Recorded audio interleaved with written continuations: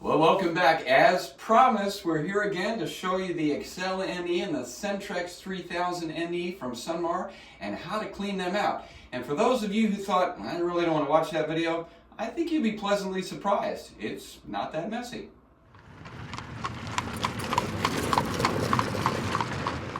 Well, when I clean out the toilets, I also go through the standard maintenance that's recommended by Sunmar in the manuals. Now, we did run across a video online where a particular couple told people how disgusting it was and how it smelled, and they were getting rid of it because it was so bad. Quite honestly, it was a couple. I have 7 people in the house living full-time, and I believe it was operator error. If you don't follow directions that Sunmar sends you, you're probably going to have a mess. But that's not the case with us at all. So I start with a few tools. First off, the gloves. Now, quite honestly, you can do it without gloves because it's just not that disgusting, but it's always good to be safe first. Second of all, there is a tool that comes with the toilet, and this is a little rake tool, and we'll show you how to use that later. I also have a plastic one. This is an old paint scraper that I found in the barn. This can help with cleaning the door tracks, and we'll show you that too. Water. Now, I also sometimes, if I get the Compost Quick, the liquid that comes with it, I'll use that to clean it. I never, ever use any chemicals in the toilet. Water is just fine, and it's all you need to clean this. And then I have some paper towels just in case. So, let's get to the toilets themselves. We're going to start down here with the Excel NE. Really love this toilet. Very simple.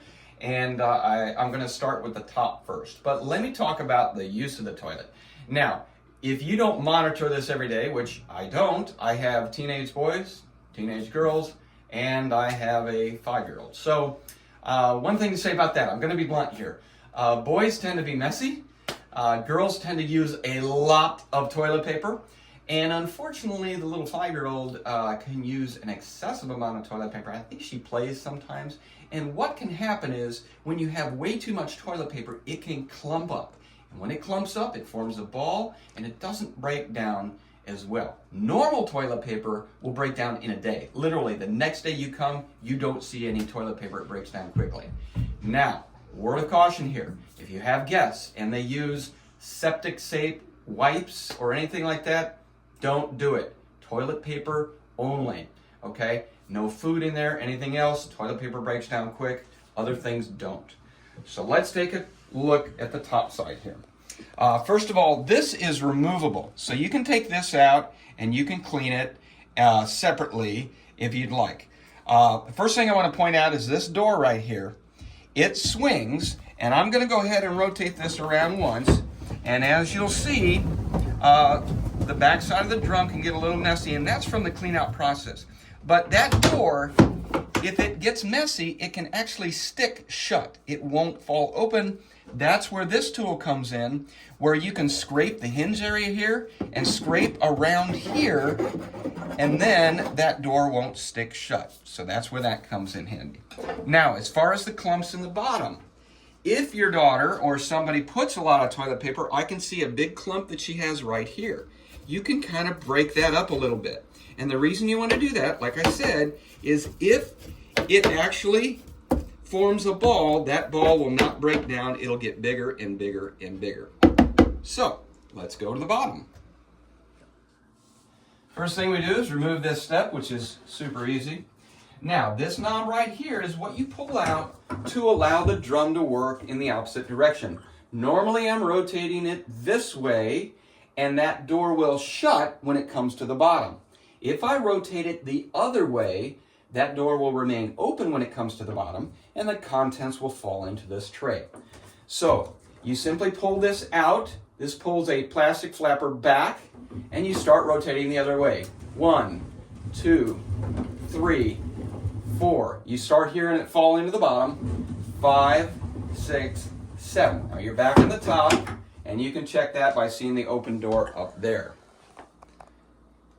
Okay, now you're going to have waste in the drawer, okay? And you can see right off the bat that big clump of toilet paper. Again, That's not what you want. You want to make sure you don't have a toddler that does that. So we'll take this outside and we'll dump it into the wheelbarrow. So I've emptied the drawer outside into the wheelbarrow. Now I'm going to go back down there, and one thing I do is the evaporation chamber in the NE is in the back. I'm first going to check the screen underneath to make sure it's not clogged. Second is I'm going to scoop some of that effluent forward, and the reason I do that is because I want to make sure that nothing has fallen through the screen and gotten solids into the evaporation chamber, because that can cause issues too. So I scoop it forward, I leave it there for about a day, let it dry out, and then I'll just go ahead and pull it out with a dust, or scoop it into a dustpan using this rake. So let's go down and take a look at that.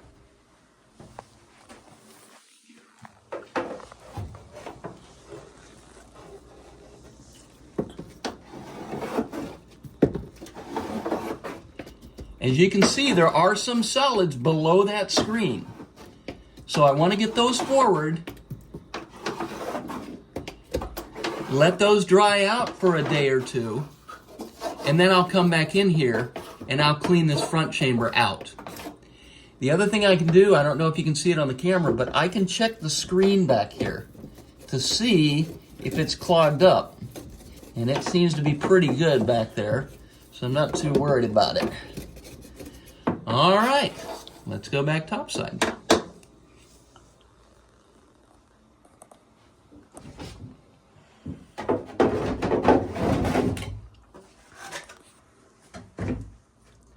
Well, we only did one load there, but if this is half full, you're going to probably do 5 or 6 of those loads and dump into the wheelbarrow. But I always leave compost in the bottom of this. And as you can see, there's plenty of compost left in there and plenty of bacteria to continue the composting process. Now, the last thing I do is I just grab my paper towels and my spray bottle, and I spray and wipe down the entire toilet. Okay, I get here, I get around the rim. Sometimes I take this centerpiece and I take it outside and clean it off. If you use paper towels, don't throw them in there. You can, but I don't.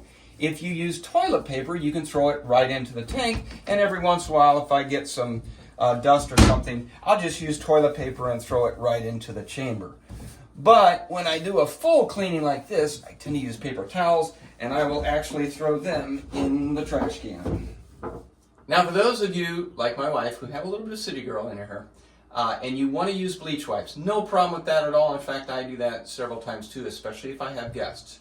The bleach wipes are fine, just do not put them in the chamber. Throw them in the trash can.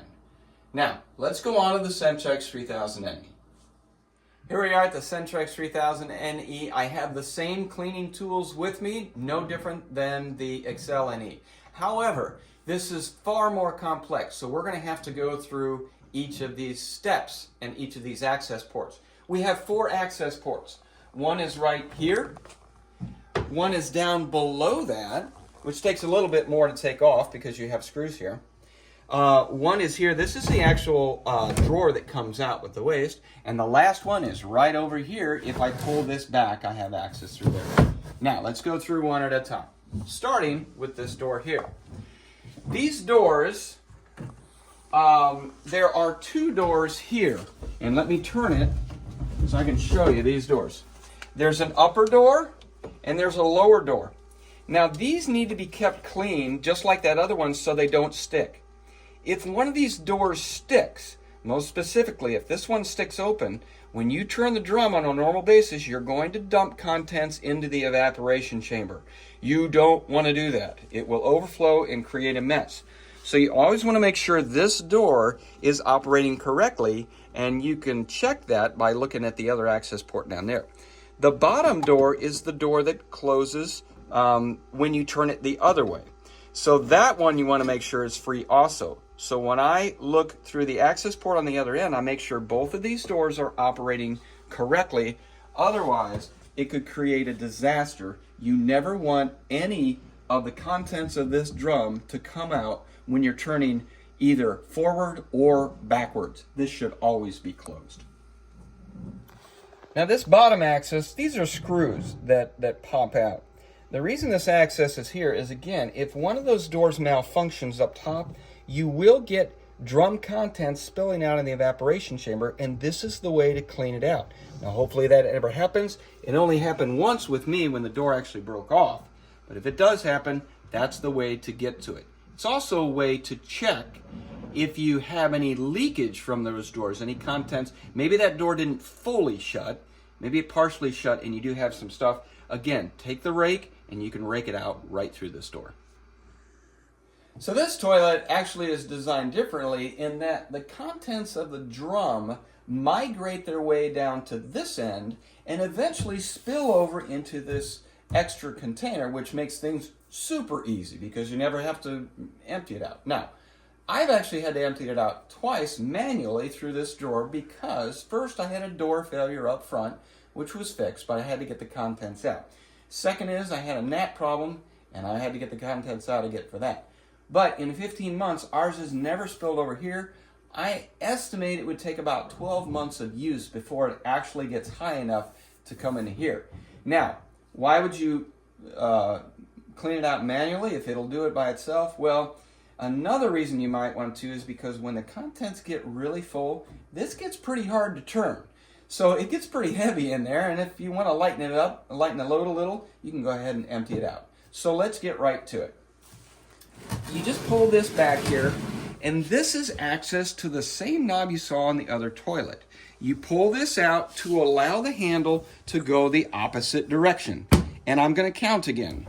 1, 2, 3, 4. You can hear it dump in there.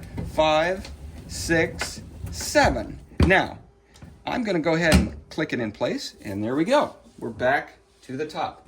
And shake it around a little bit so it doesn't dump into the evaporation chamber when you pull it out, and you simply pull it out. And here you go. You've got a load. You can see there are some clumps in there. Not bad. I heard from Sunmar that as long as they're not bigger than a baseball, you're fine. And that one right there is close, but still small enough. Let's go back outside. So you might have noticed when I pulled that drawer out, because I had to pick it up at an angle, the bottom of it actually touched the effluent pool. And that's where your bleach wipes can come in handy, because once that gets out of the chamber, you are no longer contained in the toilet, and it's important to keep everything on the outside very, very clean. We also have another spray back here that we can use. It's got enzymes in it. But if you have enough room to get that drawer out, it shouldn't be an issue. I'm kind of tight here. Now that I've cleaned the drawer out, and again, same with the other toilet, you can do multiple trips, 5 or 6 loads, and get that waste out of there. I now have access to look in here, and I will actually turn the drum and watch all the doors in action. There's 3 doors. There's 2 up front. There's 1 back in here. And make sure they operate correctly. And then I check the screen, and I can clean the door back here or the screen through this access port here. I can clean the door with this. I can clean the screen with the rake.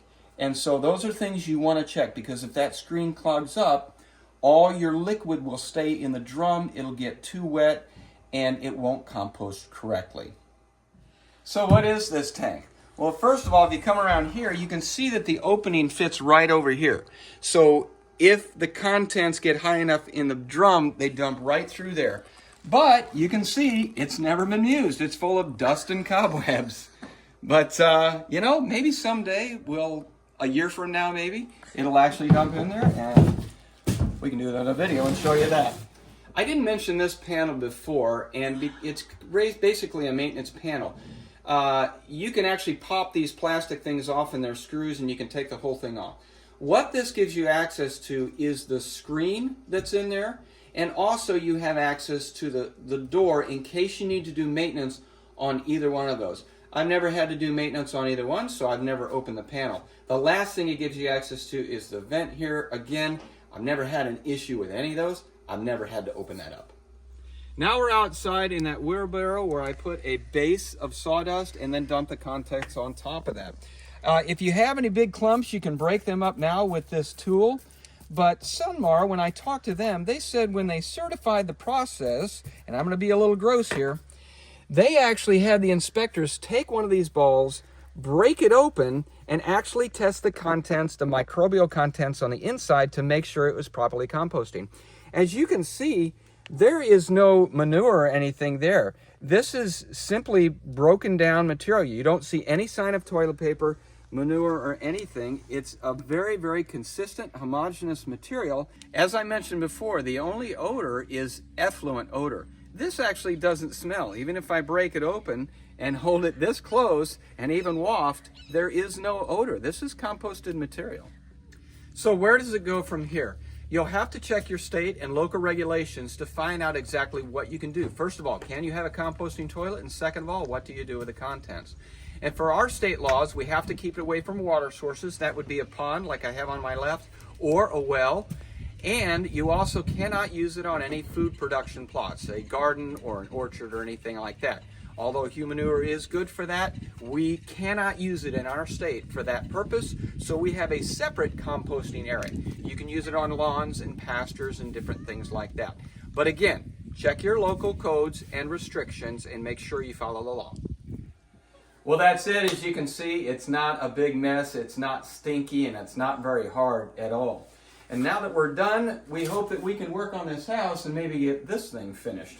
Thanks a lot for watching. We hope you learned a lot. Please subscribe if you haven't. Leave a comment. We love to read those. And if you want to see any more about the toilet, let us know. We'll put it on a video. We'll see you next time.